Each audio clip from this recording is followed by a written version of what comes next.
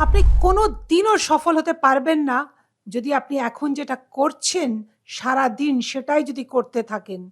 হ্যাঁ, ঠিকই শুনেছেন। আপনি কোনো দিনও সফল হতে পারবেন না যদি আপনি নিজেকে পরিবর্তন না করেন।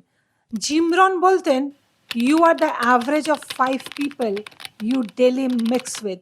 আপনি সে সমস্ত ৫ টা মানুষের এভারেজ যাদের সাথে আপনি রোজ ওঠা-বসা করেন। তাই আপনি আপনার কোম্পানিগুলোকে বদলান। আপনার যদি রোজ ওই চায়ের দোকানে আড্ডা মারার অভ্যাস থাকে, রোজ যদি একই বন্ধু-বান্ধবদের সাথে গল্প করেন, তাহলে আপনি সত্যিই সফল হতে পারবেন না। কারণ তারা আপনার মতো হয়তো সফল হতে চায়ই না। আপনি যতই পজিটিভ হন, তারা হয়তো নেগেটিভ। তাই আপনাকে সে সমস্ত বন্ধু চুজ করতে হবে, যারা সত্যিই সফল হতে চায় বা সফল। আপনাকে সে সমস্ত জায়গায় যেতে হবে যেখানে সফল মানুষরা ওঠা-বসা করে। আপনি বলবেন, "আমার আশেপাশে সে সমস্ত মানুষ নেই, তাহলে আমি কি করব?"